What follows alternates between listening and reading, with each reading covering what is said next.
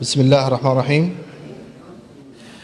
In the name of God, the compassionate and merciful. Assalamu alaikum, peace be upon you. Welcome to the third session, Challenges and Solutions Facing the Arab Research Centers, and we'll shed light on the major challenges and facing the research centers in the Arab countries.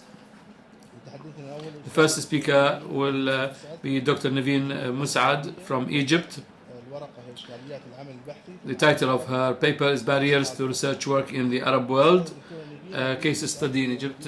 Dr. Mus'ad is the director of the Arab Research Center and professor at the College of Economics and Political Sciences in Cairo University, and a member of the consultative bureau of the two magazines and journals issued by the Arab Center, and she is also a member of the Sadat Academy since 2014, and the membership of the Institute of Democracy and Social Peace in Alexandria 2013, and member of the Human Rights Council and the National Council of Al-Ahram Center.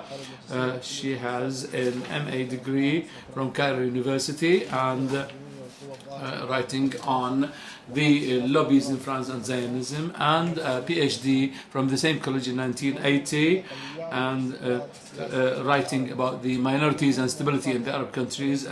Among her own publications is the Arab Political Regimes, Matters of Continuity, in co-authorship with Dr. Ali Mahaddin, and also another book issued by the Political Studies Research Center in Cairo, and the other one, the decision making in Iran, the Arab-Iranian relations.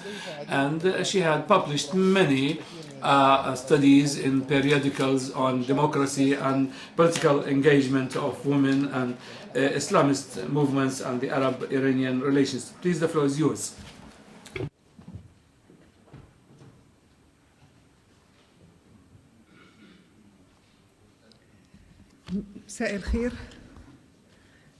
Good afternoon.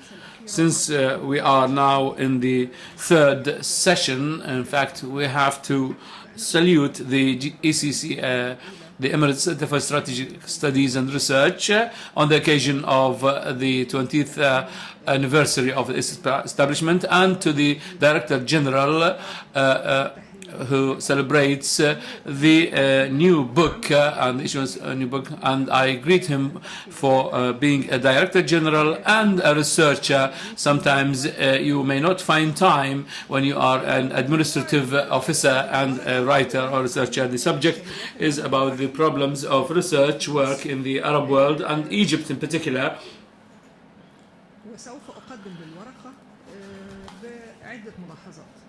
Many notes in my introduction. The first remark is that in dealing with the research centers, I do not separate between think tanks and research centers, because the distinction between the two means that, or gives you the impression that thinking is not required for researching, and therefore the two concepts are used interchangeably, and although they are different in their own degrees of thinking and not in their own nature, this means that the think tanks are mainly concerned with presenting future visions and studies of attitudes, while research centers are also concerned, but to a lesser degree. The second remark is that in having a look on the map of the research centers in Egypt, I call to go back to the beginnings of the research centers and the Arab Institute, combined between the scientific research and other studies like any other academic institution.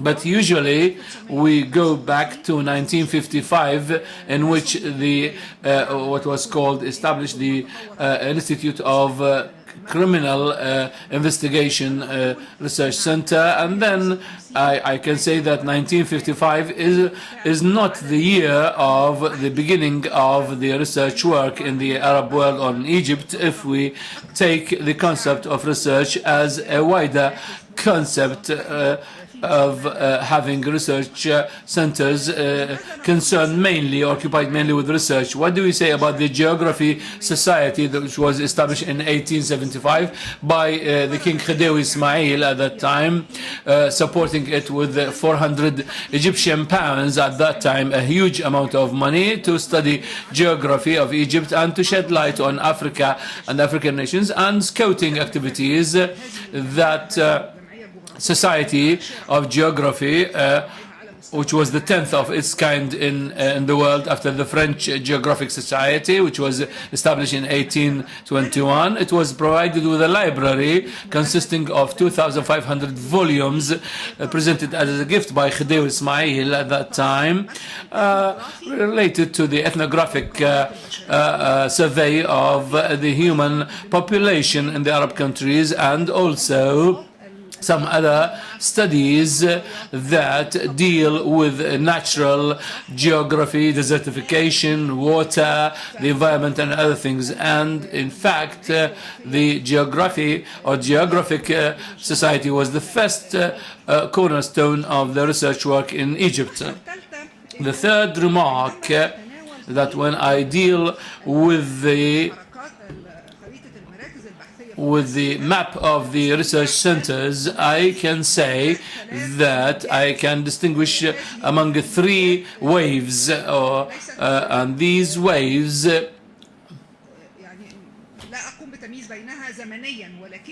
are not distinguished according to their time or duration, but as per their own relation with the state and the government. The first wave of research centers were those established by the state, the National Research Center for Social and Criminal Investigation Studies and Sociological Studies, and that was related to the Egyptian character, for example, Egyptian personality, and the other social problems like addiction, drug addiction, the variables and changes in the values, and crime and other things. And this center, which trained and educated many distinguished researchers, was not under the highlights or the spots of our own study. That was the first wave, which included also the establishment of the Al-Ahram Strategic Studies Center, as has been explained to you by my colleague Diyar Rashwan, who presented a rapid review of the center in the previous session. And this center witnessed vertical and horizontal expansions dealing with the geographic division of the world, Egypt, the Arab world, and then it was subdivided into economic, political, sociological divisions. And the second wave witnessed the appearance of the research centers in Egyptian universities, and hence the political studies center at the College of Political Sciences in Egypt was a turning point in the quality or qualitative production of the research centers in the country. And from this center, we had 26 research centers and units and programs and forums within the College of Economics and Political Sciences. I told my colleague Diyar Rashwan during the break that the Pennsylvania classification, which said that there are 50 centers in Egypt, I think they mean the major centers, but the sub-centers or the centers that were included there, they were not included in the Pennsylvania classification. For example, in the College of Economics, a very small college, We have also the Developing Nations Center, Asian Studies Center, Economic Studies Center, Public Policies, the Civilizational Dialogues, Parliamentary Studies, and Legal Forum, and other divisions. And this is the second wave, which witnessed, as I said, the establishment of research centers that combine between independence and affiliation to the state. They are available in government-owned universities, but they work independently. However, the structure of the Board of Trustees, for example, includes representatives of the Ministry of Foreign Affairs, the Armed Forces, and some other departments. On the other hand, there is a high level of independence for such a kind of research centers in conducting studies and research, and as I said, it's a kind of semi-independent centers or structures.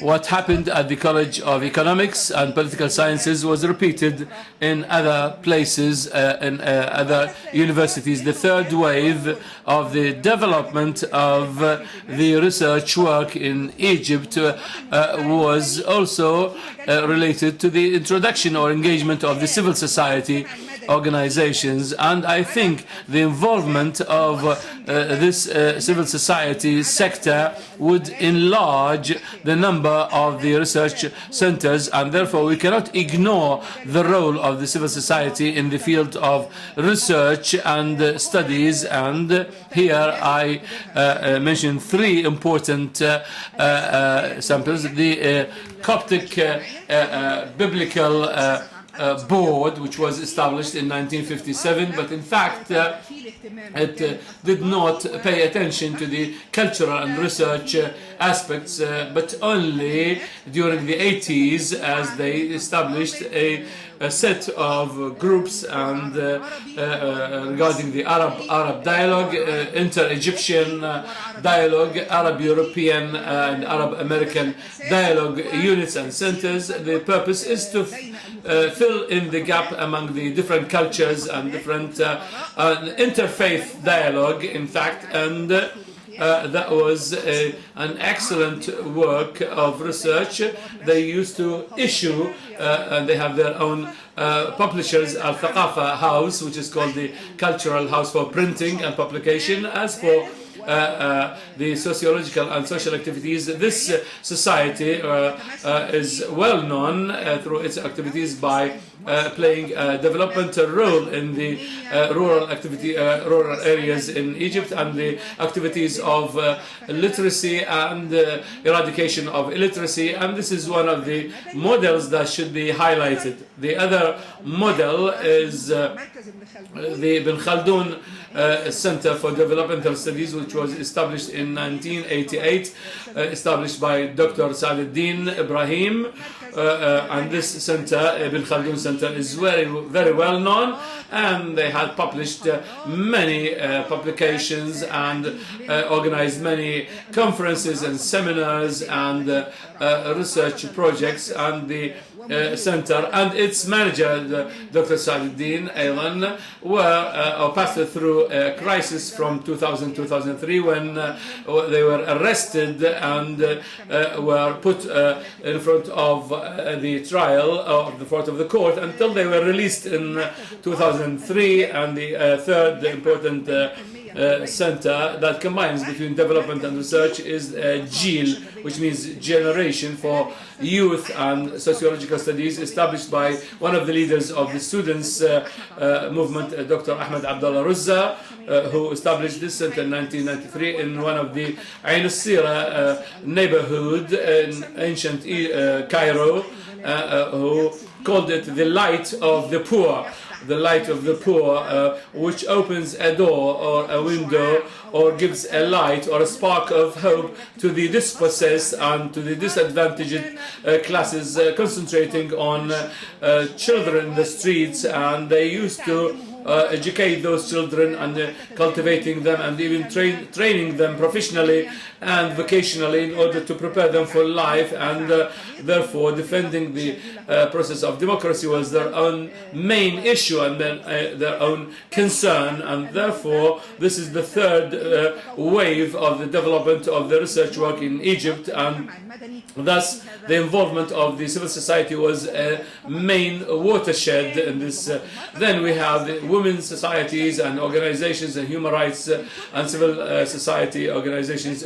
Through these waves, I think that the period from the early 80s up to the mid-90s was the peak era of activity. But I mean, from the qualitative point of view, this period was a golden period for different reasons. One of the reasons is that there were many international developments, and there was an urgent need to understand these things. For example, the collapse of the Soviet Union and the disintegration of the Eastern Bloc and the tendency towards democracy, and thus the future became a main preoccupation for the research centers, the new or the old, all alike. And thus the Third World Forum started to work by Dr. Ismail Sabri Abdullah and Ibrahim Sa'd-Din, also Sa'd-Din Ibrahim Sa'd-Din, and regarding the future issues, and also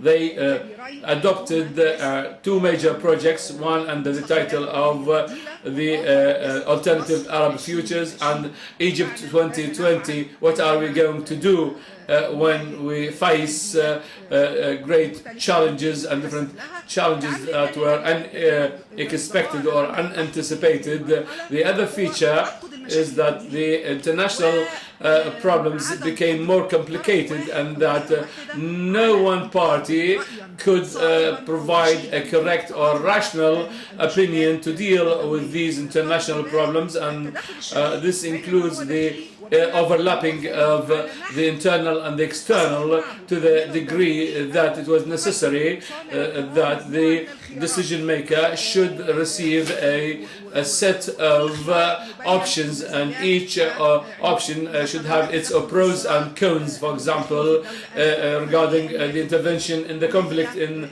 state A, for example, what are the repercussions of this intervention and the internal situation and the stability of that country, and so on and so forth. And then we started to use the concept of scenarios instead of predictions, and now we have different scenarios for each situation. For example, the scenario of continuity, the scenario of deterioration, and the scenario of progress, or that was not known in the Arab world. And the third factor that led to the prosperity of the research work is the democratic development and progress, and they talk about the need for political reforms in many Arab countries, and thus the research centers were preoccupied with the democratic reforms and the political engagement and the relationship between the legislative and the executive authorities and all other matters related to democracy and the branches thereof. And in fact, that was a very prosperous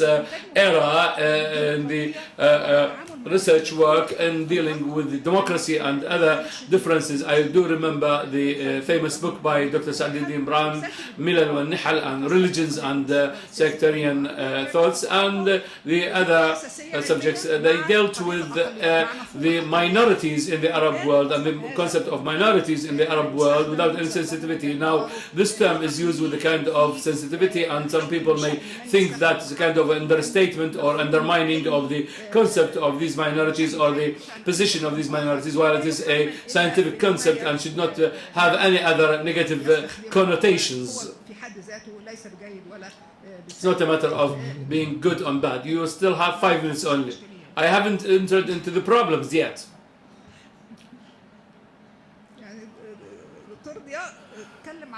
Dr. Dia talked about one center in 20 minutes. Now we take all Egypt in 20 minutes.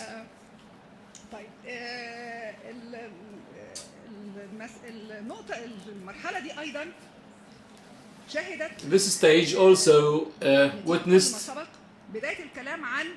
the beginning of the technocrat governments and the necessity of using experts in the cabinet, and the stage witnessed the establishment of a think tank owned by the government, the Information Center and Decision-Making Support, to be a center or research center for consultations to be provided to the government or to the government, studying each decision and what are its own consequences and the repercussions and the possibilities related thereto, its validity or invalidity, and so on and so forth. Among the other factors that led to the progress of the research work during this period is the role played by the Arab Unity Center, the forefather or the father of all research centers in the Arab countries. And during this time, the Arab Unity Center opened a branch or an office in Cairo, and from that center, and within its own diverse activities, they tackled many vital issues related to the national security of the Arab region, dealing with some Arab issues in general. Challenges. What are the challenges facing the research work and the research centers in Egypt? I'll divide them into two groups. Factors coming out of the research centers and factors coming from the environment in which these centers work. The vulnerabilities or challenges, the weakness of the traditions of the institutionalized research work, and the relationship between these centers and the leaders of these centers. This is a negative point. It's not only limited to research centers, but it applies also to all other institutions in the Arab countries, as the head and the chairman is always having his own influence on these institutions and their work. And the other point is the impossibility of reconciliation between the short-term and the long-term work. This means that the research centers should have a strategic vision, but at the same time they face an increasing accelerating number of developments that would require issuing and publishing certain papers regarding a certain attitude to be taken by the person in charge. And therefore we have to have a kind of reconciliation between the long-term and the short-term activities. As I said, that the third point is this congestion of the Egyptian arena with these research centers. I understand it as the inclusion of the civil society and the research centers in the universities and out of the universities, and therefore there is a competition, in fact, among the civil society organizations and the research centers on dealing with them. They are competing for the public and the right to be funded and the subjects to be dealt with. The problem of transparency and governance is another important problem, general, and that would cover both civil society and other institutions. And the problem of transparency is not limited to administration, but also to those who undermine the value of research centers. For example, the research centers that provide some training courses and find some trainees who move from one center to another because a kind of hospitality, kind of giving them some money for residence and other things. So, Doctor, leave some of the points to the discussions. I'm not going to criticize the regime, and there are other matters related to the regime and the paucity of financing. Thank you for your attention.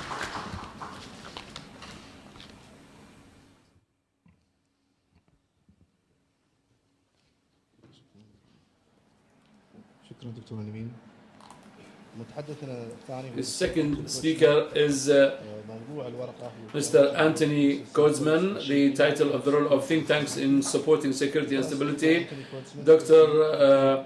Kozman is the chairman of the Center of Strategic International Studies, CSIS, as he had published during his career a large number of studies on energy and the United States plans in the field of defense and the new lessons of modern warfare and other subjects, the Chinese military power and the other counter-terrorism problems and the conflicts in Iraq and Afghanistan.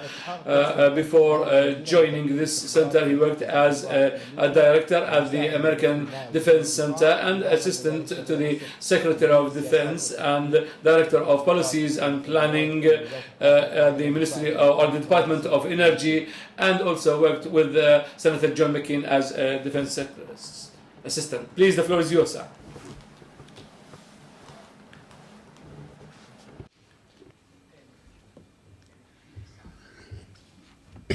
Ladies and gentlemen, let me join everyone else in congratulating the Emirates Center, congratulating Dr. Suwaidi, but I am looking at the very large display behind you, and the motto for this 20th anniversary is "Defining the Future is Our Mission." And what I would like to do is spend a few minutes focusing on what I think are some critical challenges for the Emirates Center, for the Gulf, and indeed for the United States, Britain, and France in forging a strategic partnership that can help bring some kind of stability to this region. And let me begin by saying that one of the areas that I think really needs to be addressed is to provide a Gulf view of the military balance in this region, how it is changing, the nature of the Iranian threat, and the priorities for dealing with it. We need something that is not based on conspiracy theories, which does not either exaggerate Iran into a superpower or minimize the threat, which does not focus on the nuclear dimension to the exclusion of other aspects of what Iran is doing, and which focuses on the ability of the individual Gulf states to coordinate, to create a common structure, and to work with outside powers to forge a comprehensive approach to deterrence, to defense, and hopefully to finding some kind of negotiated solutions. And I think here what often strikes me in talking to people in this region is the feeling somehow Iran is too large to deal with. Not with people in the military, but people outside it. I served in Iran for 3 years, 1971 through 73, as an assistant to Ambassador Helms. And that is relevant largely because many of the aircraft Iran is still flying were being ordered or delivered at that time. Its surface-to-air missiles, with the exception of one system, a short-range system called the TOR-M, were essentially systems deployed during the Vietnam era. But that scarcely means Iran is not a threat. It is building up one of the most effective capabilities for asymmetric warfare inside the Gulf and outside it that has yet been developed by any power. That is an asymmetric mix of missiles, naval forces, and air power, which the Gulf states, the United States, and other powers have to be ready to meet, basically to secure a key aspect of the world's energy supplies, but also to secure the Gulf population and the Gulf states. We are dealing with a very real nuclear problem. As yet, Iran has not addressed any of the issues raised by the International Atomic Energy Agency relating to weapons development. We do not know what can come out of the P5+1 negotiations. But let me say, whatever comes out of them, it is not going to be some instant solution even to the nuclear problem. It will take years of verification and inspection to actually know what Iran is or will do in this one area. We watch Iran's Al-Quds Force and its MOIS, its intelligence services active in Bahrain, Yemen, Gaza, Lebanon, Iraq, and Syria. Here again, I think there is a need for Arab expertise. There is a tendency in some cases here to grossly exaggerate Iran's capabilities. There may be a capability outside to underestimate those capabilities. And what we need are independent views. We also are watching Iran build up an immense capability to deliver missiles and artillery rockets against targets in this region. None of that has been affected by the P5+1 negotiations, any more than the buildup of asymmetric warfare capabilities has. And the United States has had to deploy major new missile defenses into this region, a Special Forces command ship, alter its intelligence capabilities, and have to do so, at least in part, because it has not had a matching capability built up from Gulf states. And this is an area where I think groups like the Emirates Center, they do not need requirement or access to specialized intelligence. It is not something where you do not have the figures and the data. But it is something where you need to have an open dialogue, where you need to have facts, figures, and talk about the limits and capabilities. The second area, I think, is to watch what is happening in defense.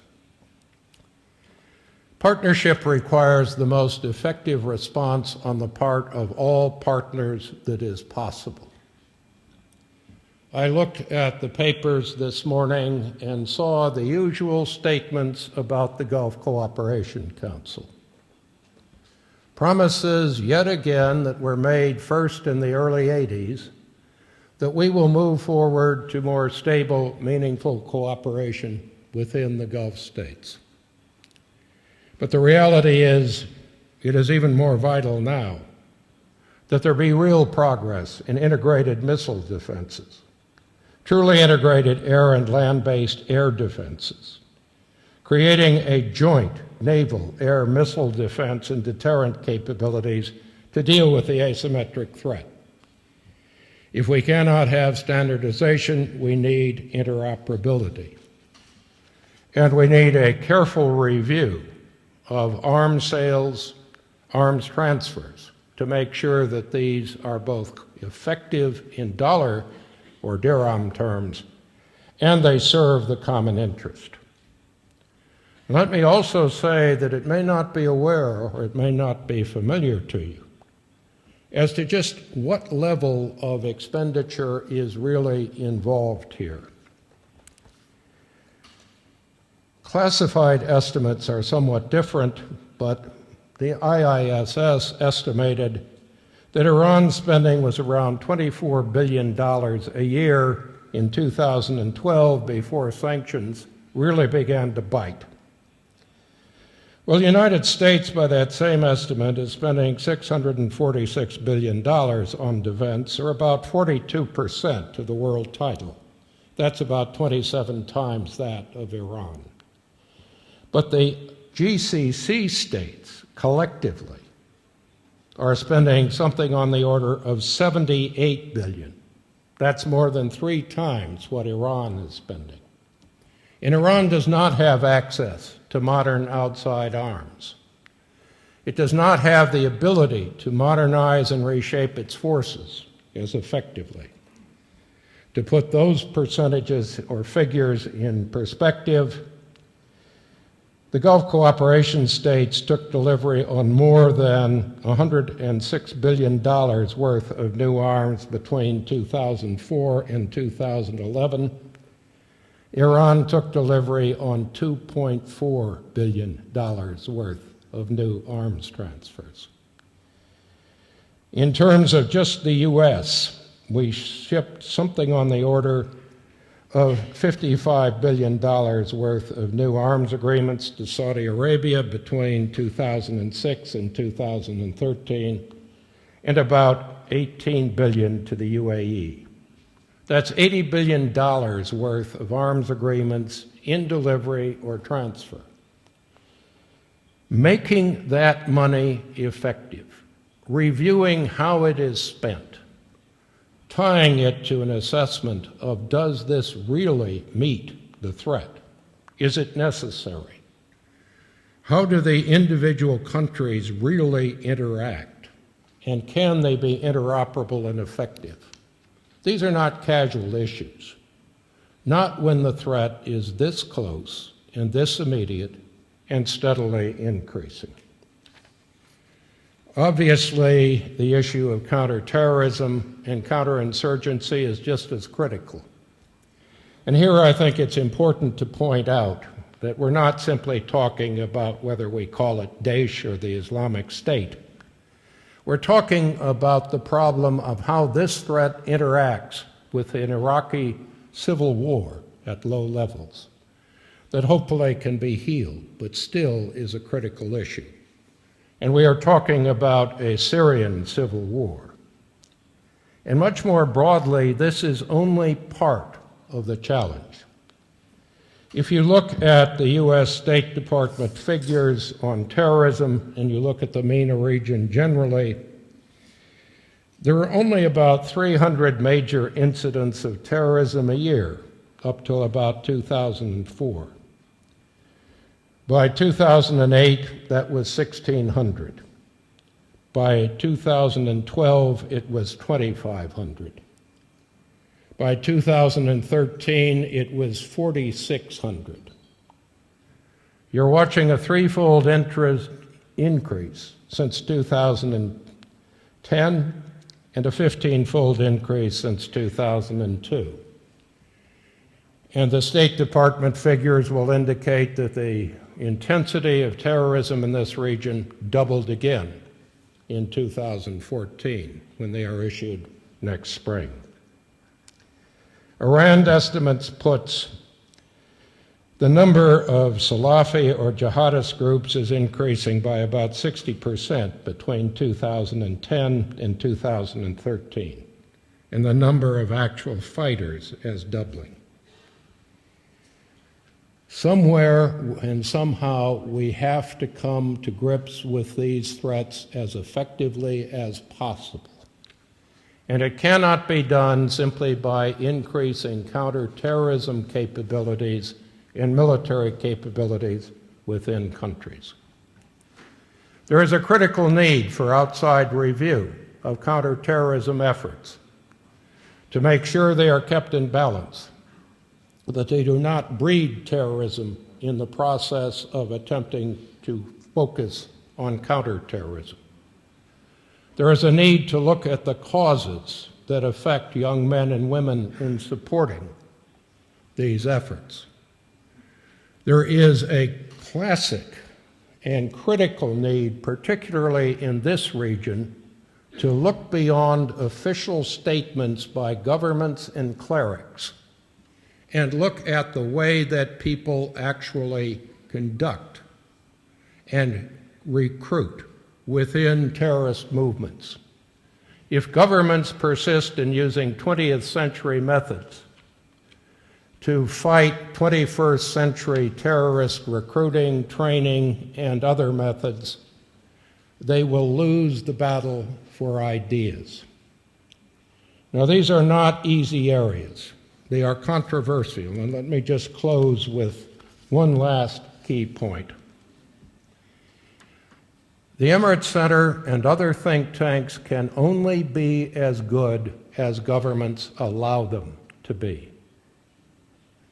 You can only deal with really controversial issues, current policy issues, with challenges this deep, if people see the need to broaden, to look beyond what happens on a purely military or counterterrorism level and see this as a problem that affects every citizen, that it is something that affects every parent,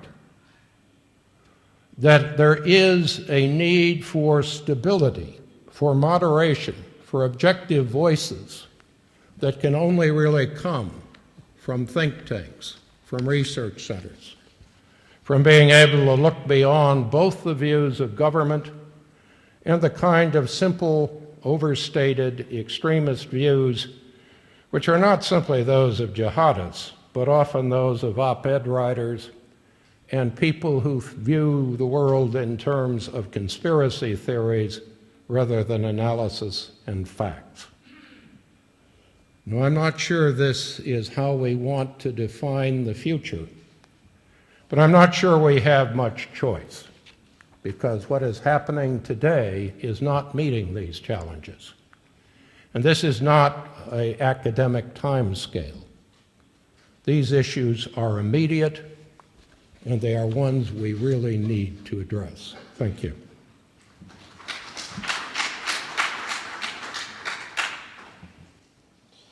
Thank you, Dr. Anthony. المتحدث الثالث هو دكتور Third speaker is Dr. Abdul Haq Azouzi, forward-looking studies at the Arab Research Centers, a prospective vision. Dr. Azouz is a professor in political sciences, and he has contributed to the establishment of many research centers and Hope Schools and the Moroccan Interdisciplinary Center for Strategic and International Studies. It had contributed to the different publications and accreditable and international studies, and he's got a diploma in political sciences from the Toulouse Institute and PhD in political sciences international relations from Toulouse University. Is a graduate of law and Sharia Faz University and a member of many international organizations, and was awarded many prizes, international prizes and medals. He had published many studies, for example, why the Arabs are underdeveloped and the roots of oppression and the roots of progress and the new Moroccan constitutions in the light of the Arab Spring in French, co-authored with André Capas, 2011. Please, the floor is yours, sir. Bismillah ar-Rahman ar-Rahim. In the name of Allah, the Merciful, the Compassionate, and praise be to the Lord, and prayers upon our Prophet Muhammad, his family and companions. The subject that I was asked to talk about is an interesting theme and subject, and therefore it relates to the future of people in general, because it is mainly concerned with forward-looking studies and introspective or prospective visions. And since we have entered this morning into this building or this premises, you see the title here in front of you, Defining the Future, is our mission. As I read it here on the screen, Defining the Future is our mission. And a few days ago, I wrote an article on the occasion of the 43rd anniversary of the foundation of the United Arab Emirates on the idea of social investment and the foundations led by the late Sheikh Zayed. This means that the research centers are part and parcel of the prospective visions or future visions. They are not separate factors, as the Anglo-Saxons say, and this means prospective visions remain in the minds of the people, the rulers and the ruled, the academics and the decision makers. It's true that research centers contribute positively and significantly to revealing these prospective visions and future studies, but what will happen if these future studies remained on the shelves, or they did not find people listening to them? I mean, the rulers or the people in charge or those who are shaping the public policy. Here lies the crime. So such a prospective vision is not desirable, but it's a must. It's a must. And I gave a lecture in this place, in this event, entitled that the International Security Environment almost 2 years ago, and I studied the Quranic verses. I found a divine call to have a kind of prospective vision in our life. And we may quote 2 verses from the Quran: prepare whatever you have of power and the other sources in order to intimidate the enemies of God and your own enemy and others that you do not know and God knows. And when you spend something for the sake of God, that will be rewarded to you. This is a kind of prospective vision. The second one in Yusuf's chapter: you will grow for 7 years and you will never harvest. Leave it in its own unless you need it for your food, and then you will pass through 7 severe years that will destroy all your harvest, and then a year in which people are helped and survive. And Einstein once was asked, why do you talk about the future and the futuristic studies? And he said, replied in a very simple and short, useful answer: because I'm going to that future. Because I'm going to that future. So all of us are going to that future, but building this future is related to the type of ideas and the lessons that you learn and the mathematical thinking that is there in the minds of those who are responsible for decision making in this area. The subject of my talk requires some suggestions and scenarios to be put forth, and I'll present them with some examples. I think that the future of the Arab homeland in the field of prospective and futuristic studies as related to their research centers is related with going out together from that type of vision, negative vision of the future, which is there in the structure of the Arab mentality. This is there, valid there. This is, unfortunately, there is a kind of a domination of the negative view of the future in our Arabic culture. Also, there is a absolute domination, very often, of the taboos, of the inherited taboos, and there is a kind the spread of the way of thinking within the box, not out of the box, and there are no new ideas, but they go always to the domineering ideas and ideologies and to the preconceived ideas. And thus the other point is that we have to go out of this vulnerability of the theoretical and intellectual and scientific foundation upon which our studies of the future rely, and especially in our own Arab tradition and heritage. You know very well that when we teach our students at the universities about the sciences from which politics come out, we say that there are international relations, and there is the political sociology, and there is also the administrative law and other things. And we tell our students that any science, even political sciences, though considered as humanities, they are in fact related to mathematics, and they have their own rules and alphabetics, and these scientific foundations, they will never succeed, and say bye to them, whether it was sociology or humanities. They should be based on 3 characteristics. First,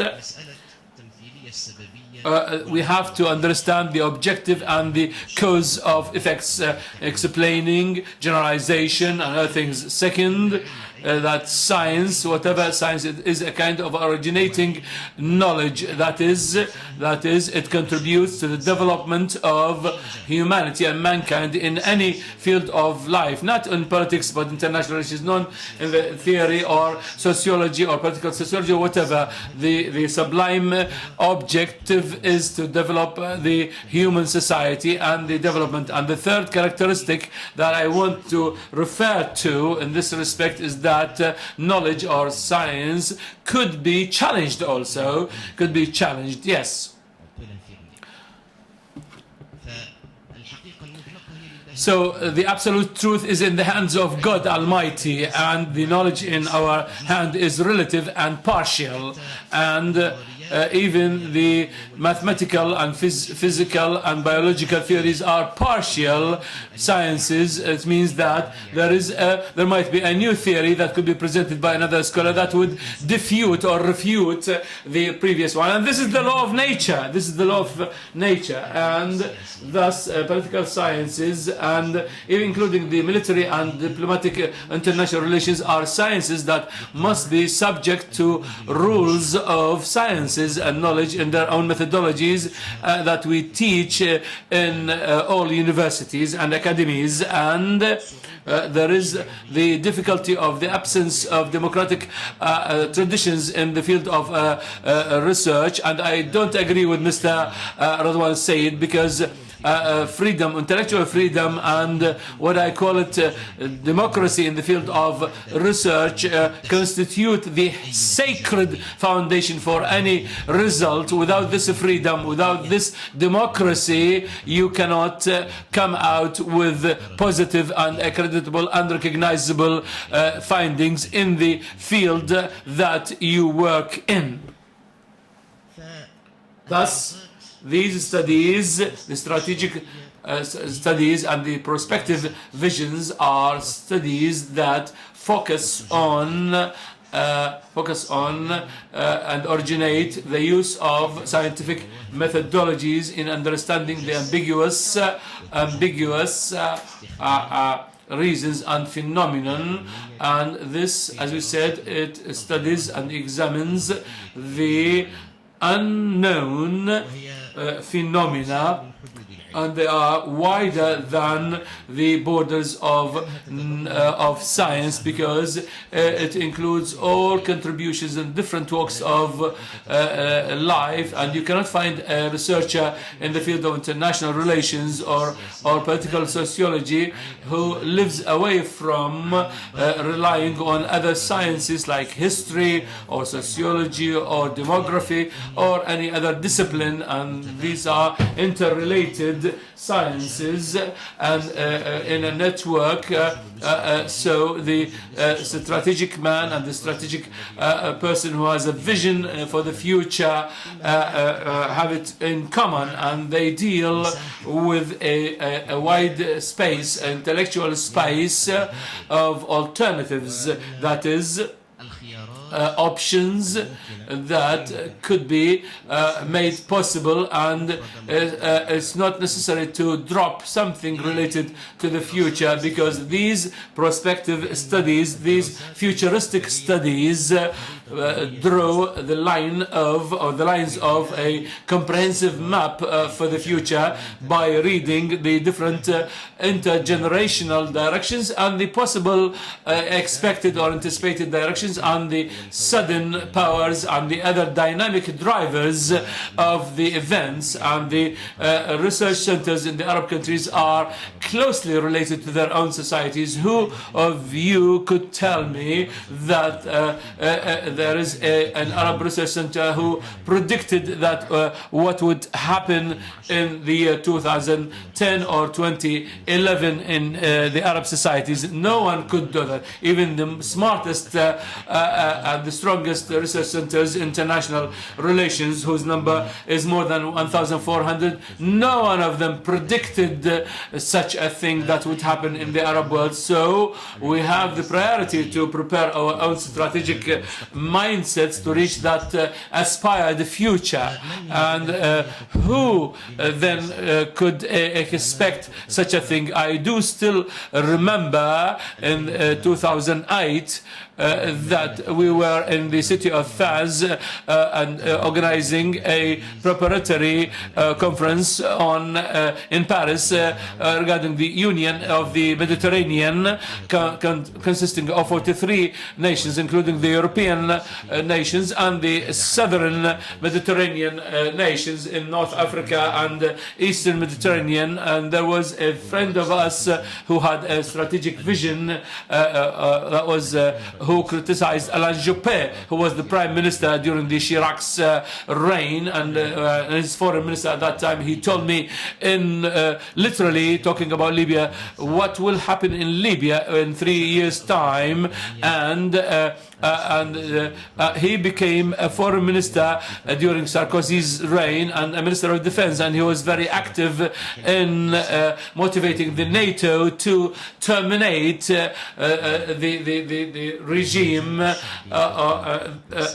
the revolution against the former regime in Libya. And then we met again, and I saw him, and he told me, and the others also said, that now we are now engaged with the strategic operations. But where are the scientific, intellectual, critical reports that I could read and you could read coming from your own land, from the Arab countries and from North African countries, of what might happen in the future, or what might be built in the future after the collapse of the Gaddafi regime, for example?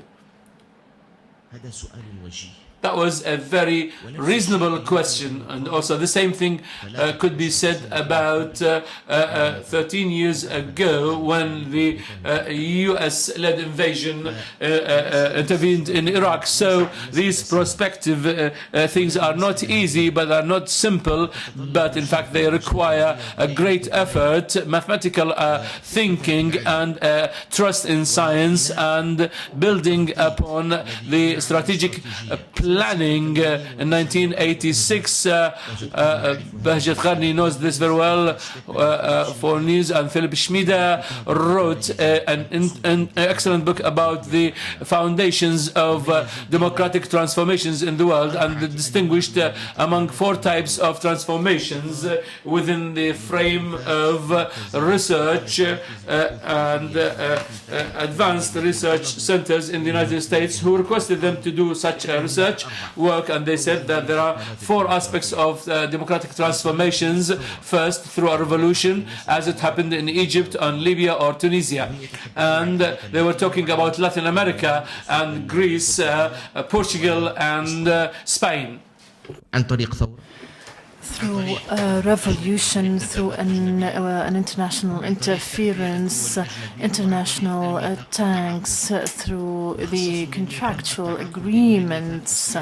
These contractual political agreements have thousands of pages, Philip Schmitter said that this contractual agreement can save the Arabic world from the crises that they will face later on by getting to really instigate this trust between political milieus and to create the main primordial political aspects. Morocco, Lebanon, partly. But imagine if this agreement has been established in a number of nations in the Arabic world. This is the specificity of these studies. But these studies need a receptive space, intellectual receptive space that receives these perspectives and these opinions and get elaborated by critics as done by the military schools where the strategies develop these policies and planners activate it on the ground. Thank you for your kind attention.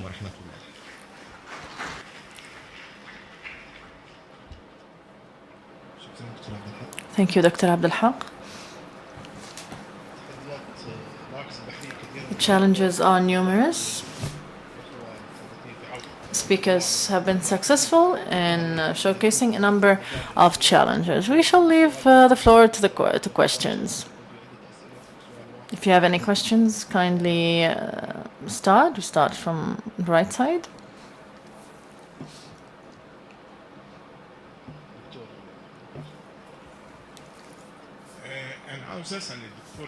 I want to ask Dr. Niveen.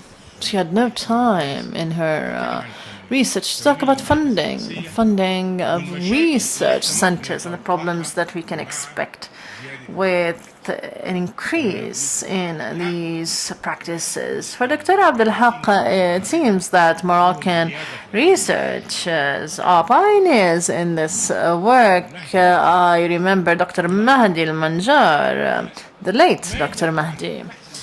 This research in Morocco and due to these researchers, is there any development regarding the methodology since Mahdi al-Manjar?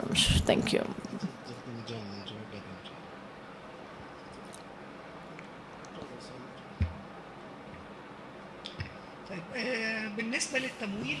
As for the funding, in reality, it's a problem for the research centers are not capable on providing the resources. They are resorting to training partly, but the big research projects need huge funding.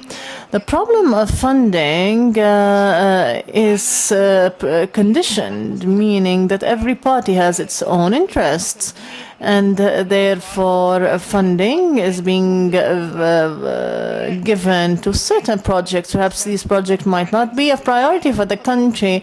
For instance, family management. This is very important, and this constitutes a challenge for the development, economic and societal development issue. But there is no research center, in my opinion, that is of interest in this party, because the funding parties do not really pay attention to this issue, whereas they pay attention to other issues such as terrorism and so on and so forth. So many issues, important issues, are being disregarded.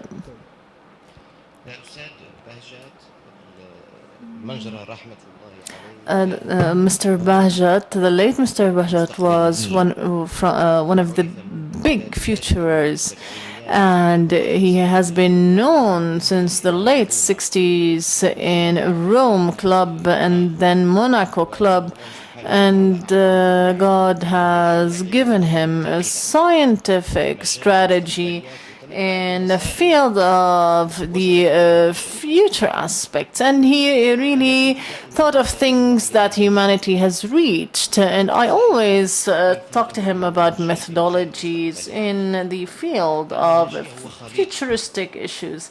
It is a mixture, organized and non-organized, in the field of societal aspects and non-societal aspects. There are no philosophies really implemented on futuristic aspect. Hegel former defense minister of the USA has really recommended a number of centers to be really appointed as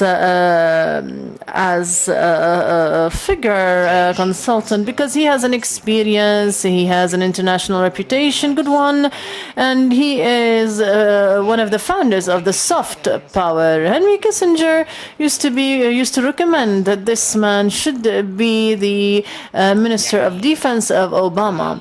And the articles that were written in Foreign Affairs about defense in the era of Obama, the problem of the Middle East insinuates that he was the man of the era. So the scientific methodology followed by the writers back then in recommending the appointment of Hegel was rational, based on certain aspects and factors regarding the Middle East and the difficulty of having the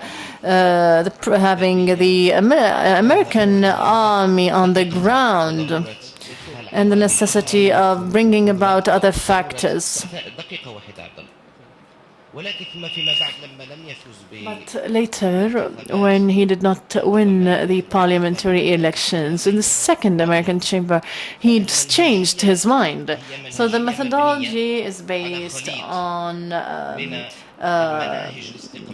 mixture of methodologies known in different aspects. When we say that we are members in doctorate discussions, we are judging the student based on accurate scientific methodologies. As for the futuristic aspects, there are no international agreed upon rules. They are perceptive. They are really a mixture of methodologies. Thank you.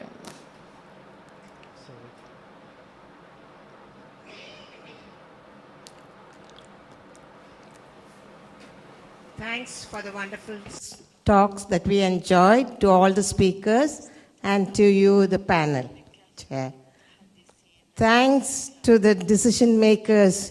Your 20 years of excellent work has benefited millions and millions of public, leave alone the policy makers and researchers at the ECSSR, which try to elevate the decision of all by providing a big and feasible way to the problems. Thank you for the compliment. Please, can you ask the question, please?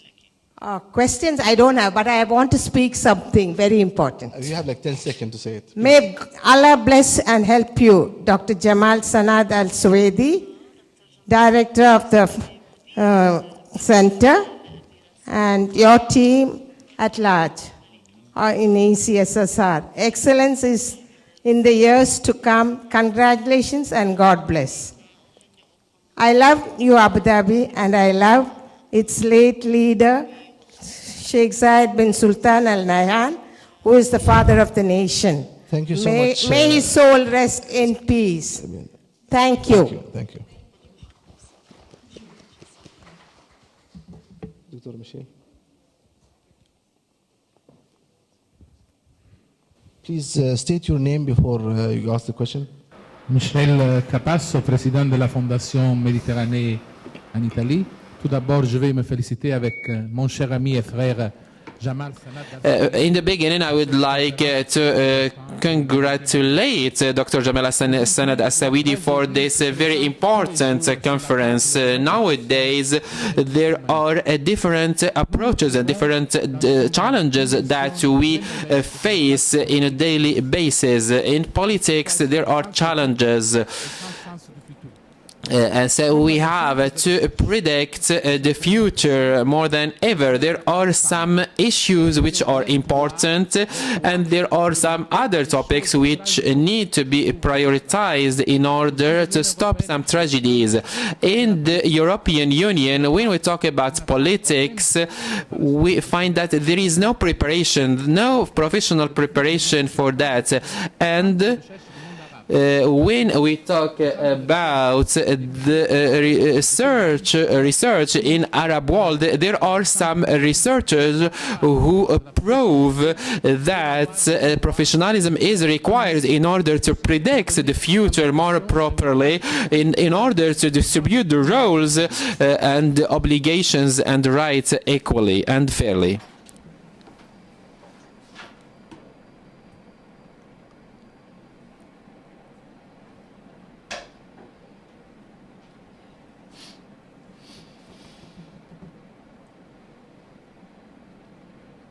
بسم الله الرحمن الرحيم. محمود السرحان منتدى الفكر العربي. تعليق على حديث الدكتور عزوزي. To comment on what Dr. Azouzi had said, the mechanisms to transform into a democratic transformation and the societal contract between the ruler and the people. The forum has given an initiative in light of the Arabic popular movement, a new contract to really review the relationship between the ruler and the people. There should be a kind of really responsible popular participation, and we spoke about this in a clear manner as to the royal regimes. No one really, there's no way to have anyone talk about it, to pave the way for certain participation, to have parliamentary really governments. As the republic systems, only to have the presidential year only a couple of years as in all countries, to really keep from having any shocks that might occur. Thank you. In the name of God Almighty, the most gracious, the most merciful, Gamal Dil, political science professor at Cairo University. My question is for Dr. Niveen around the lobbying role for the governments in the developing countries and not the supportive role. The title of the conference says so, but there should be a supportive role by the governments, especially when it comes to the research centers in the decision-making process. To what extent the governments in the developing countries will be playing a lobbying role and not a supportive role for these research centers? Thank you, Dr. Jamal. As you have mentioned, the government now are feeling the importance of having itself present. It is looking for alternative means for every decision taken or every politics taken or policy taken. This is regarding the governmental centers or semi-governmental centers. But regarding the private research centers, we are talking about the nature of the center and its activity and its relationship with the research centers. This might change the position of the government due to several issues, for instance, due to the internal circumstances that occurred. For instance, I've spoken earlier, and I haven't been able to mention that, but there are a number of really hindrances vis-à-vis the work of research center linked with the nature of the confrontation against terrorism and fear of having certain money going in a certain direction in light of what I've mentioned, corruption and so on. So the government's role in this case with the private research centers might play perhaps a lobbying role and not necessarily a supportive role. Last question.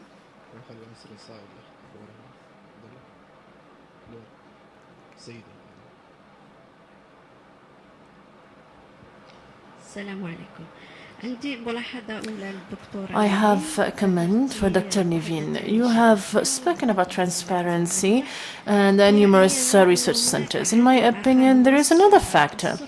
which is promptness in the development of the issues occurring in the Arabic countries.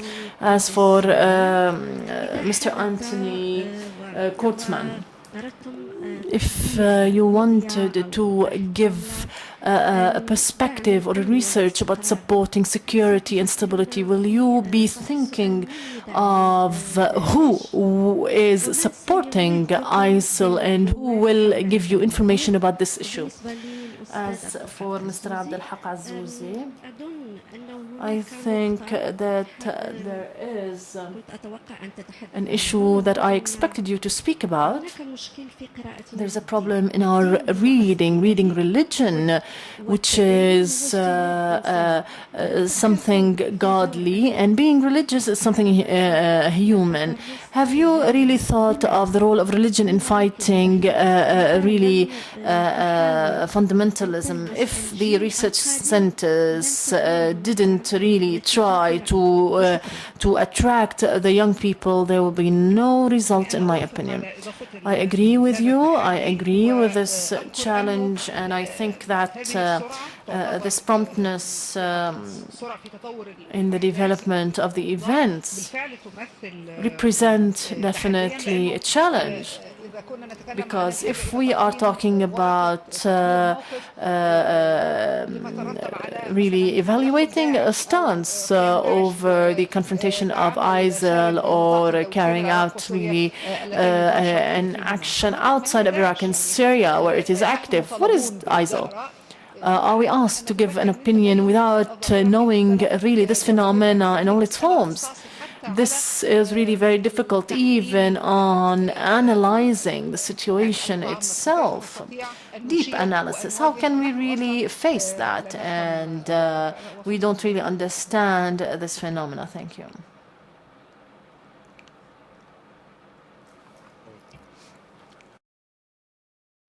ISIL or Daesh, whatever you want to call it. We know a fair amount about its structure. There is a reasonable amount of unclassified data on who the volunteers are, where they come from. You are talking about a reasonable understanding of some aspects of its finances. There needs to be considerably more analysis of how it recruits, shapes, and influences people in this region. But the data are certainly available if you can put them together and study them. We don't have a perfect picture, but you have enough data to certainly understand critical factors involved. And you certainly know that this is only one of about 30 elements that are key rebel forces in Syria. And you have a reasonably good understanding of how the Assad regime is attacking the Islamic State. You have, I think, all too good a picture of what happened in Iraq between 2011 and 2013, and how effectively a low-level Iraqi civil war empowered Daesh and created the conditions that helped tear apart the Iraqi forces and alienate Iraq's Sunnis. Now, all of these are issues you can deal with in public policy and analysis. But what you never have is a perfect, transparent picture of any key problem. If you had all the variables, that would be wonderful. But at best, historians may get that, and generally I've never seen historians agree on anything.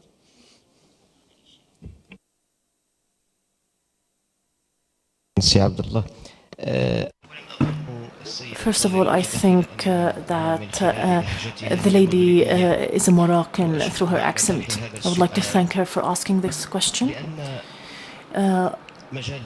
Because the field of the country and politics enter into political sciences field and not in the sciences of religion.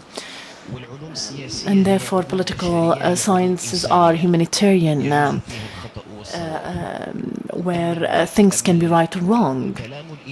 But when we talk about divine action, no right or wrong can be spoken about. because it is God's words. As for politics, no. And this is the danger that lies in bringing about politics and religion and vice versa by using the methodological basis which is known about whether things related to divine words or humanitarian words, we can really branch them out in a scientific, academic manner, especially those who are really bringing about religion in politics and vice versa. And I think that there are very few researchers who have really spoken about this issue in a scientific manner, really answering those who are talking otherwise, using religion in politics in a scientific manner. And I found my answer in the book that Dr. Jamal Sanad al-Suwaidi will be publishing in a few days. I had the honor of reading it, and he answered not in a journalistic manner or improvisational manner, but in a scientific manner, knowing that using the true understanding of the true scientific methodologies have really brought about a number of nations to what they are today.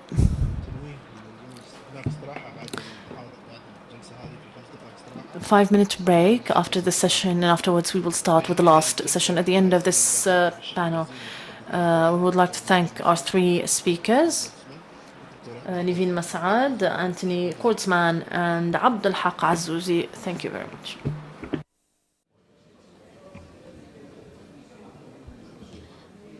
السلام عليكم ورحمة الله وبركاته.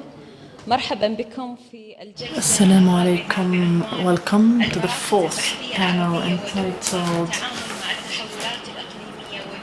Responses of Arab Research Centers Regional International Transformations. As you know, and these centers are really working vitally with the transformations.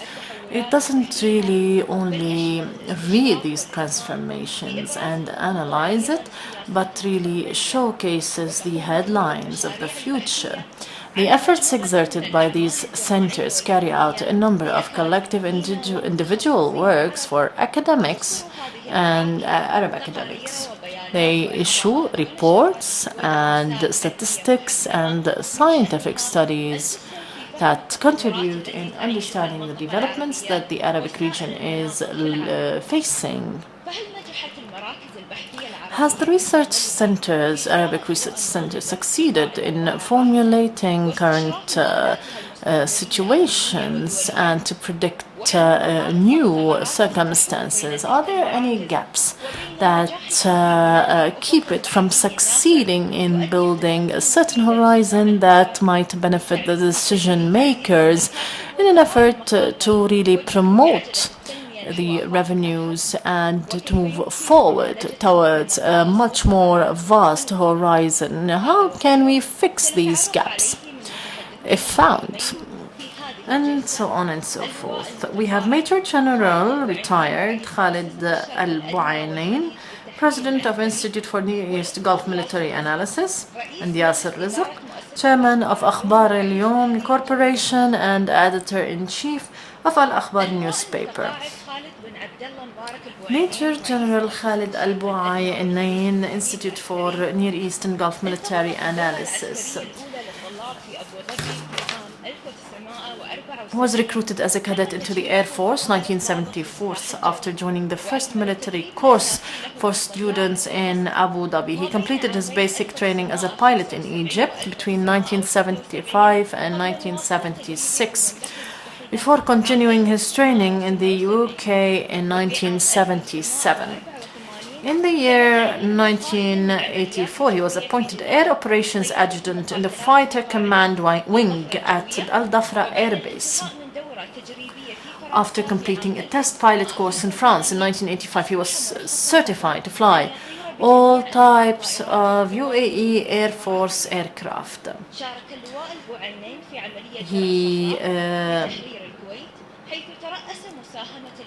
participated in Operation Desert Shield to liberate Kuwait, presiding over the UAE contribution to planning and combat operations in the Joint Air Operations Center in Riyadh, Saudi Arabia. In the year 1993, he completed the Command and Staff Air Course in the USA and promoted to colonel as the Director of Operations and Training at the Air Force and Air Defense Headquarters. In the year 1998, he was appointed Commander Air Force and Air Defense and promoted to Major General 2002. After many years of service in the Air Force, General Khalid retired as Commander Air Force. He established Al Baynuna Group, dealing in high technology business developments, projects, general trading, investments, real estate projects. He has 25 national, regional, international awards and honors. He will talk to us in 5 minutes about this issue. Then we talk with Mr. Yasser. We'll be talking also 5 minutes and then open the floor to discussion.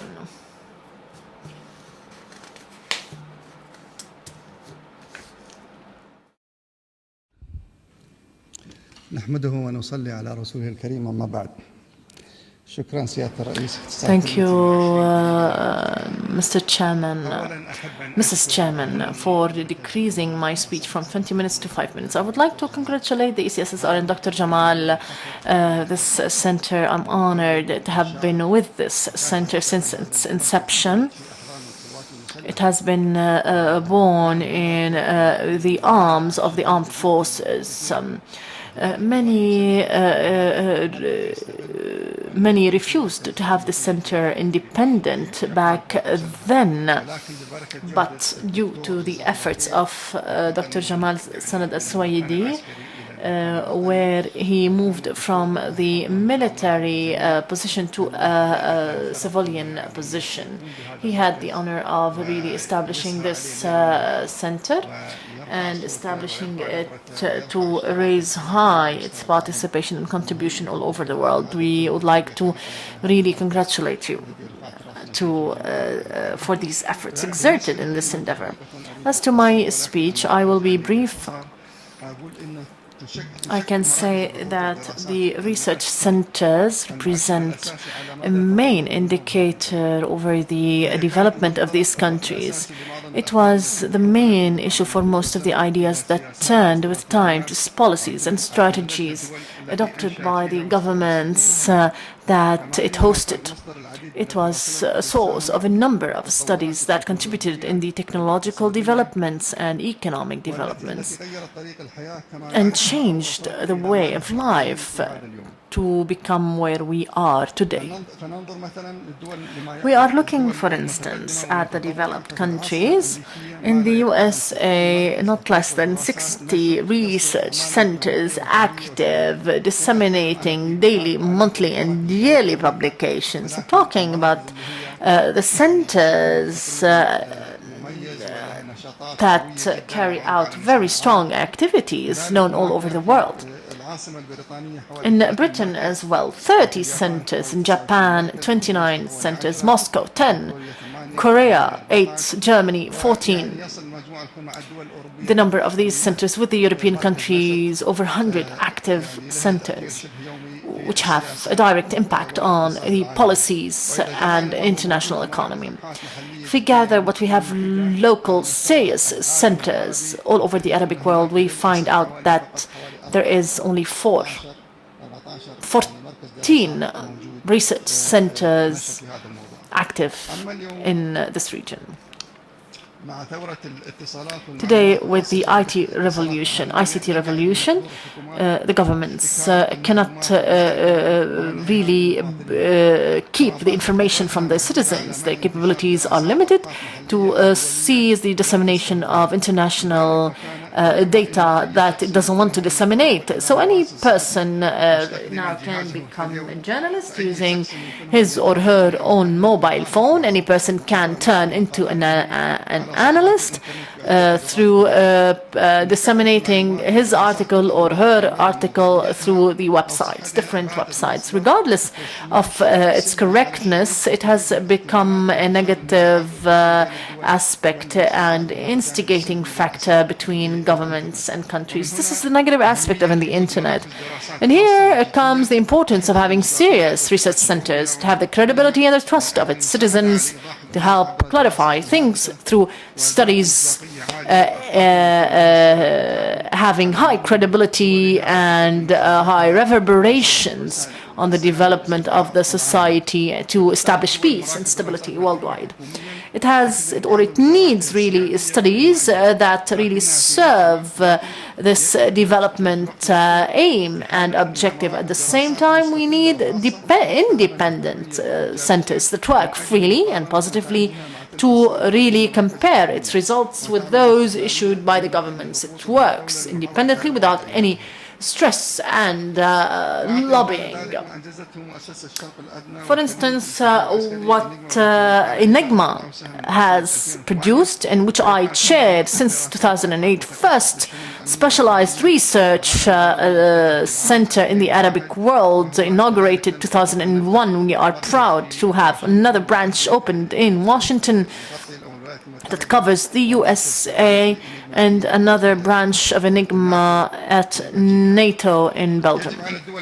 The Arabic countries should help on establishing governmental and private centers, and to support these private centers via giving it the priority in contracts and researches in studies, and it should turn into factors of decision makers and the resort after really moving out of the authority and the power, because VIP figures, ministers and officials, when they retire, they go to these centers to benefit from it, and we need ideas and centers that help our leaders in the UAE and the Arabic countries to face these challenges and to preserve its acquisitions and wealth and our culture.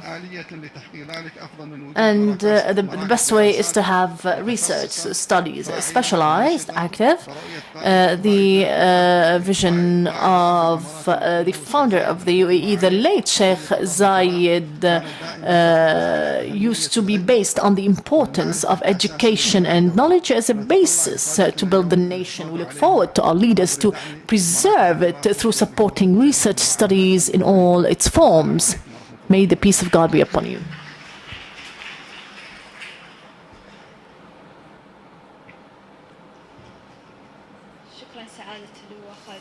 Thank you, Major General Khalid Abdul Al-Bainin, for sticking to time. Thank you. We move to Yasser Rizq, Chairman of Akhbar Al-Yawm Corporation, Editor-in-Chief of Al-Akhbar newspaper in Egypt. Yasser Rizq received a bachelor's degree in journalism from the Faculty of Media at the University of Cairo in the year 1986. He was awarded a fellowship in national strategy from the National Defense College at Nasser High Military Academy in 1996.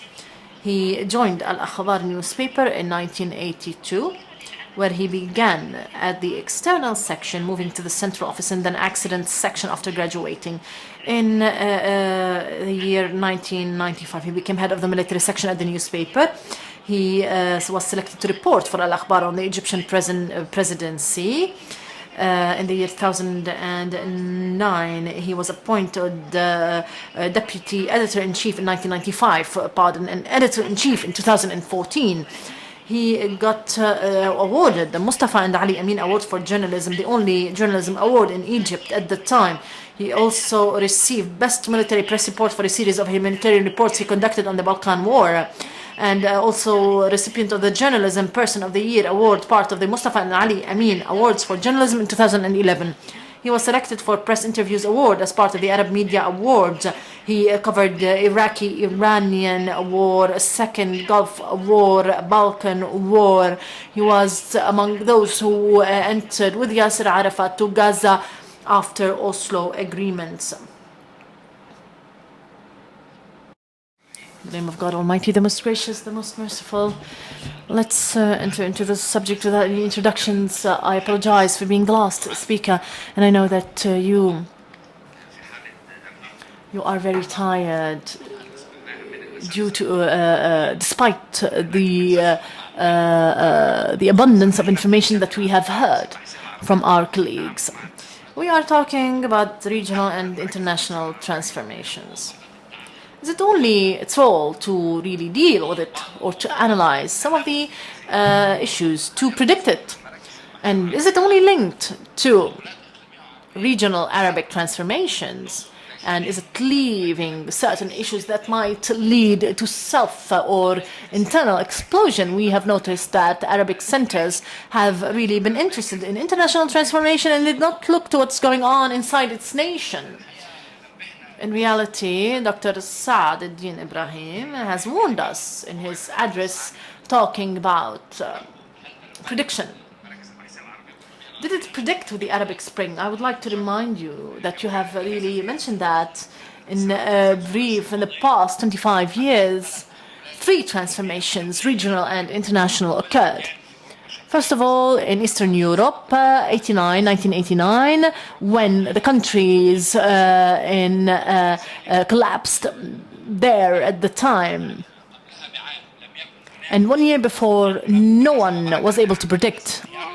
1 year after the collapse and the demise of the Soviet Union, 1989, someone spoke of the perestroika in the Soviet Union and its capabilities on really being victorious over the USA.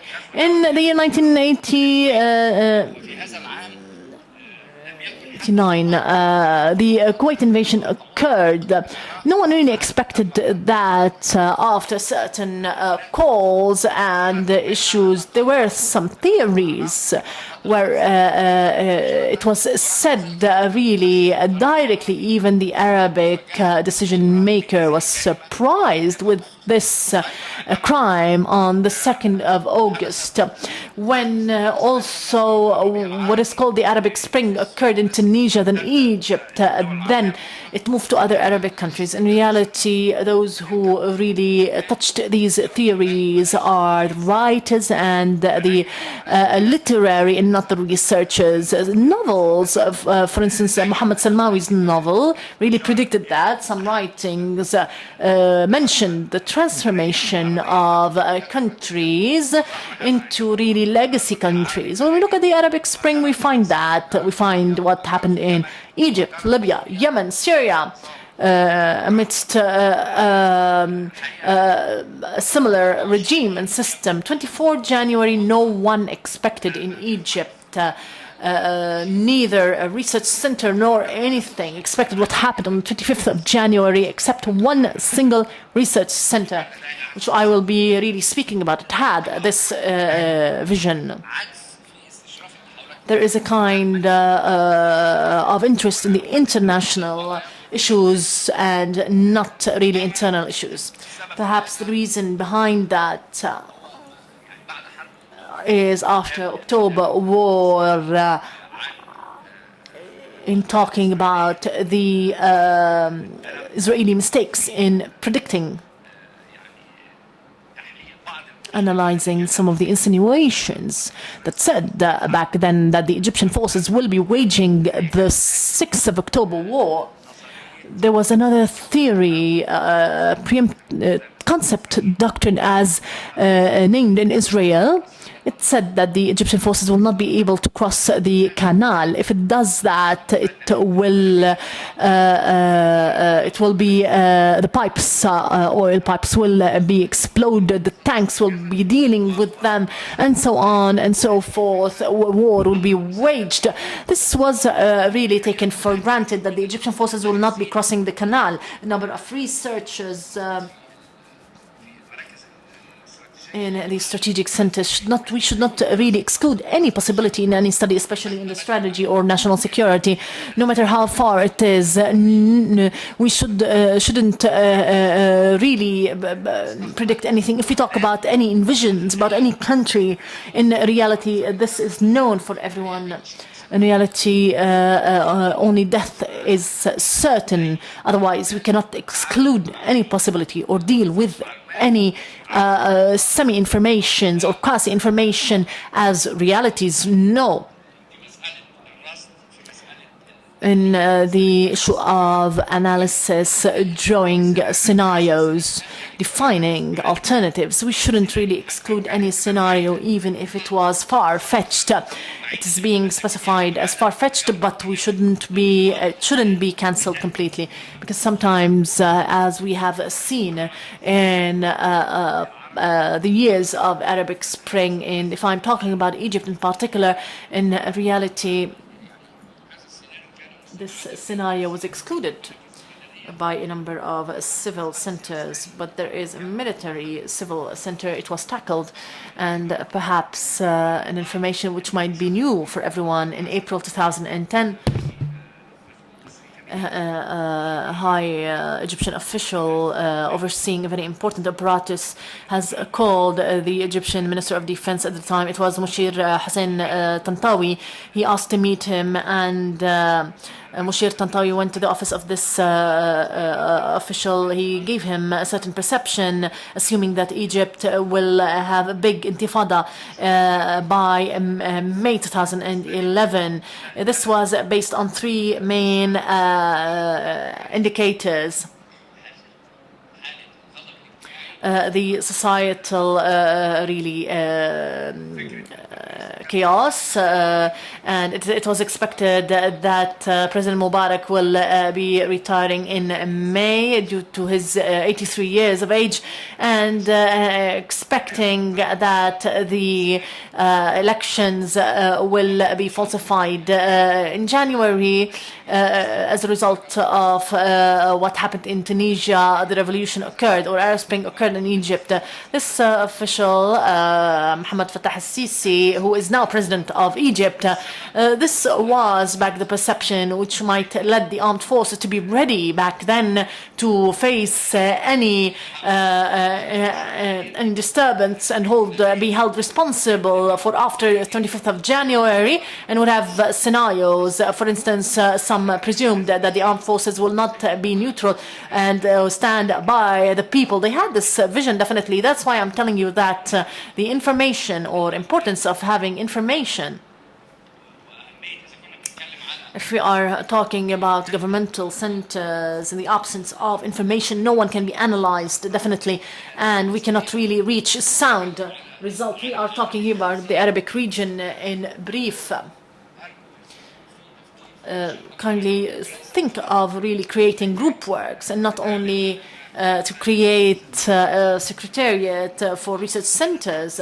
Group works should be really established. Emirates Group, for instance, other groups that tackle so many subjects at hand and be linked to regional centers, the Middle East, or internal aspects in a certain country.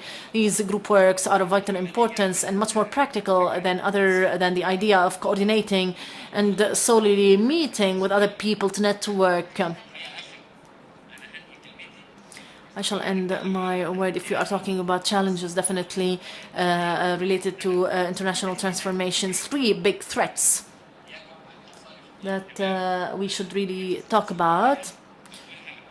First of all, the dismantling due to the demise of the country's basics, the societal impact of this in the Gulf countries, the threat, and the explosion of the revolutions of poverty in the Arabic countries. Thank you. Thank you.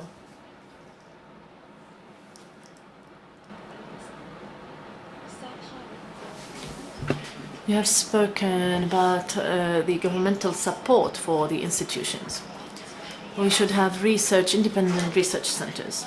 Do you expect that this support in some of the countries might really affect the kinds of researchers that these parties and centers are offering?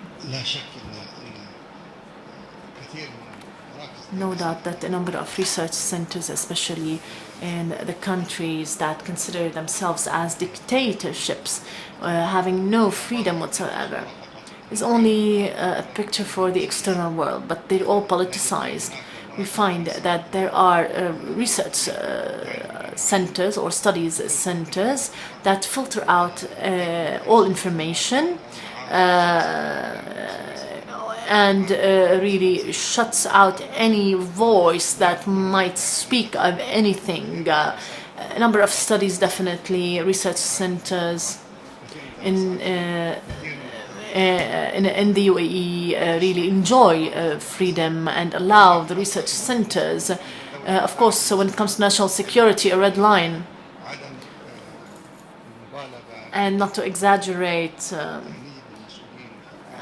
with really criticize the officials of the country in an untargeted manner. This should be taken into consideration. Financially, to give priority for research centers to participate in conferences, studies, and the freedom of work in the ideas that we are tackling, because in reality it is considered a part of the civil society that they are serving the decision makers in really mentioning so many things, and in being really wise and sound. You have spoken about working groups between countries so that they can really predict international, regional transformations. Do you expect that councils, Arabic councils, can be established, or there should be a successful mutual cooperation between these centers? What do you think? When it comes to the establishment of a unified council or a secretariat for research centers, I don't think that they will have an effective impact. It's only a procedure. If we are talking about research work in itself, I think that cooperation is multilateral between in the Arabic countries.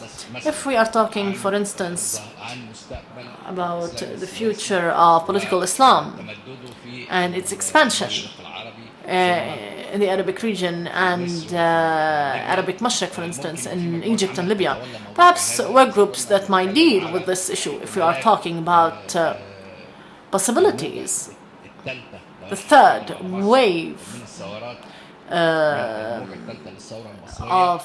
wave of the Egyptian revolution. 25 January, first wave, 30 June, second wave, huge threat to societal lobbying and a possibility of not having a new regime really meeting the needs of the citizens. This should be put into consideration, and attempts of some to really fail this regime.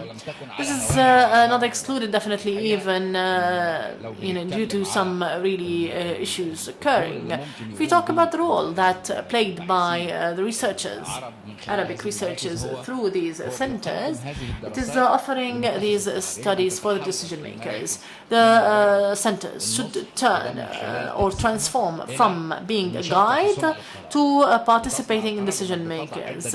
So you put different really alternatives, drawing different scenarios, and to put alternatives and nominate the best alternative for the decision makers. What I see as strong factors in these centers, that most of them follow one way or another the Arabic governments, and this really facilitates the issue of getting information one way or another. Thank you. نفتح الآن الباب للمشاركة من الجمهور. قبل أن نفتح الباب أرجو من أي إنسان راح يسأل سؤال يعرف بنفسه ويحدد الجهة، وكذلك يحدد الشخص الذي يريد أن يجيب عن سؤاله. تفضل في الصف الأول من فضلك.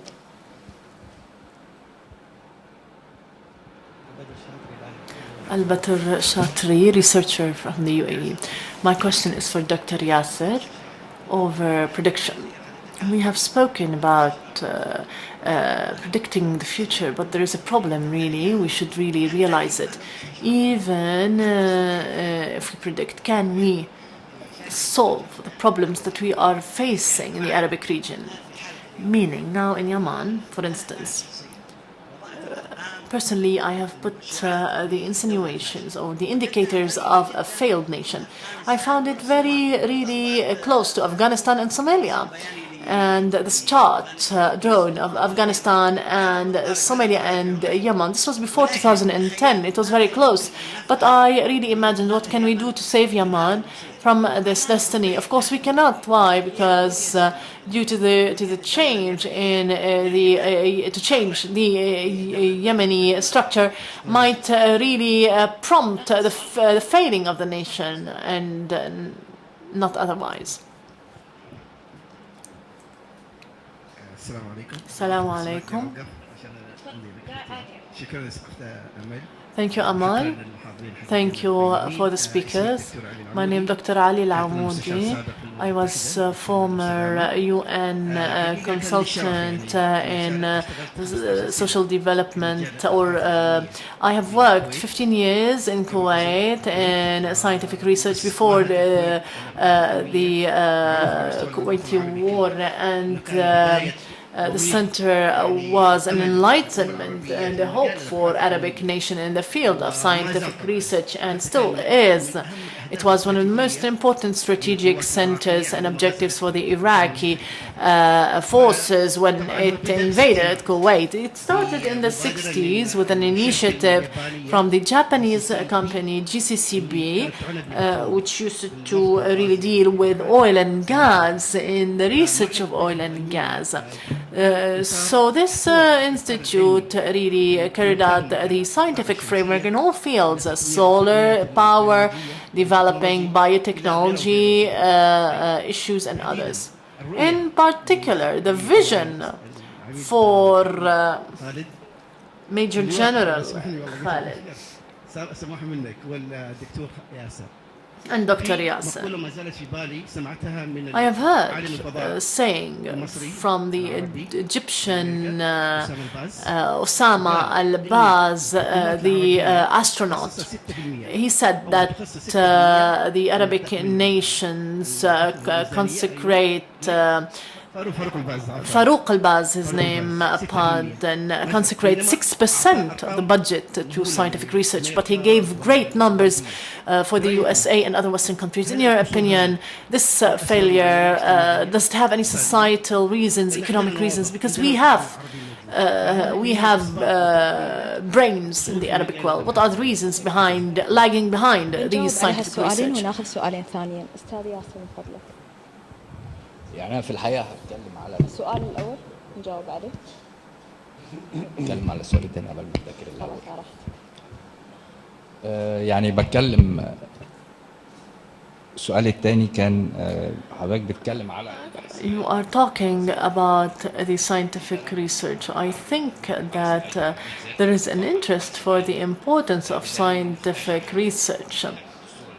The Egyptian constitution has raised this rate or percentage double to what has been there in the previously, because now this constitutes a problem for the Minister of Finance to put the budget related to spending money on scientific research. We are talking here about strategic centers which spend less than what is demanded within the framework of scientific research, which require much more money. We are talking here about the importance of finding a budget for research centers through really certain budgets. If we are talking about scientific research in general, there is a kind of interest, because if we have seen, for instance, the rate in Israel to spend on scientific research, we find it very high rate. If we calculate it due to the number of population, we find it that even in the much more in the rich countries, Arabic countries, we find it very high, definitely.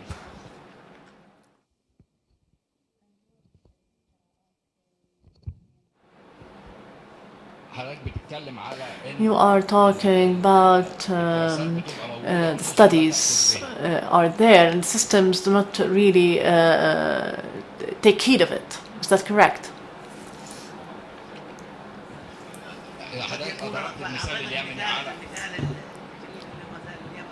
For instance, Yemen and the failed state, for instance. When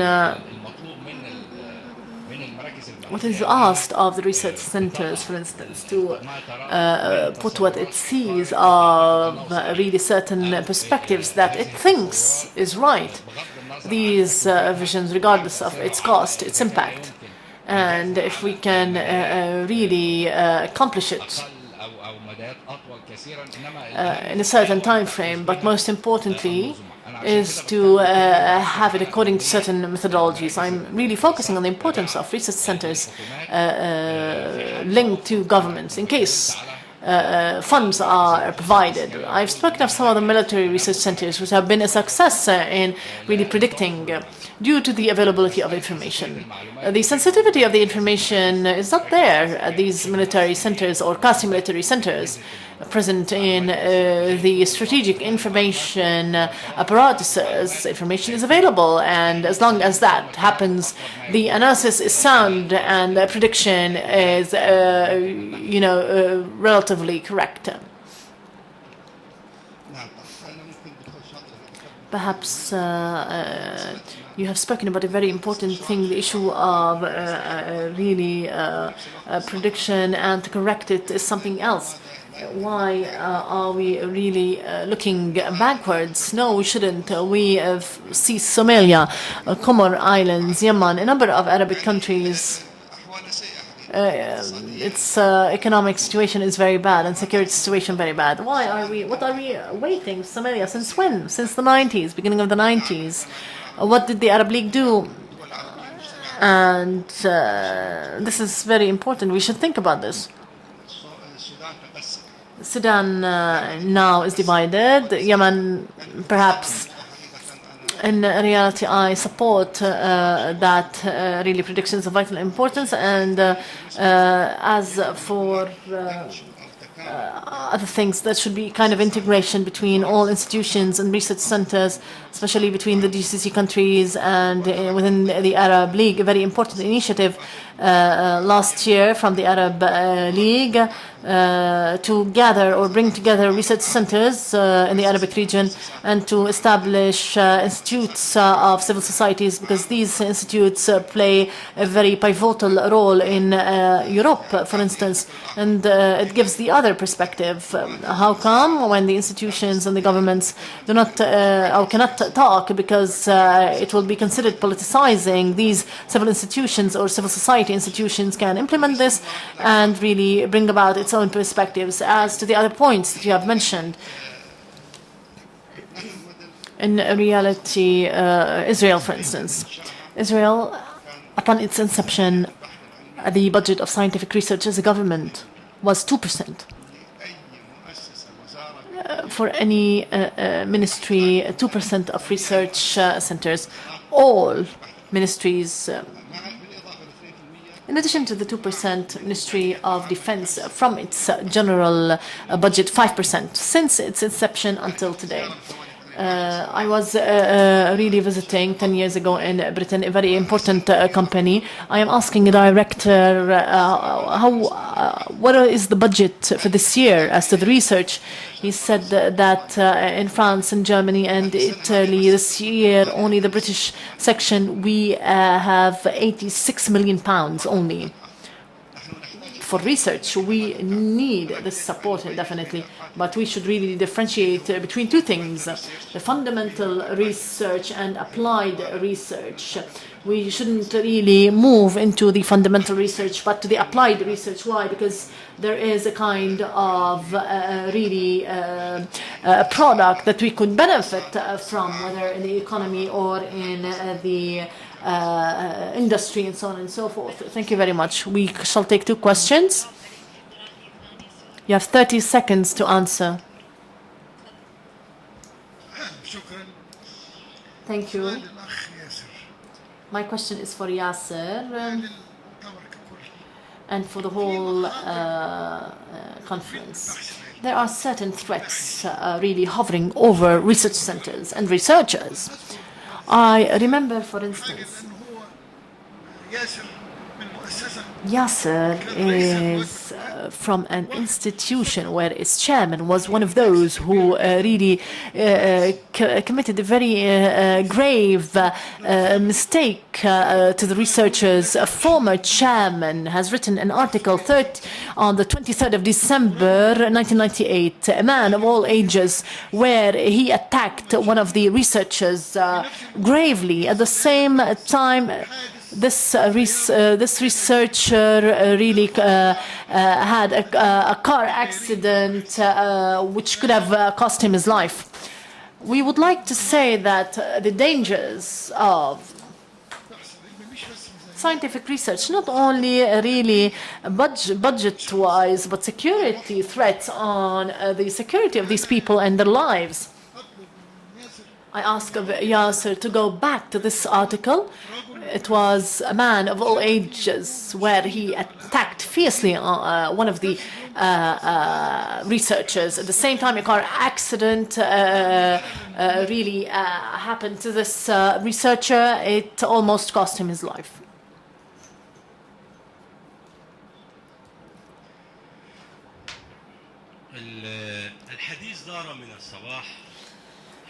Since morning, we were talking about no one predicted revolution.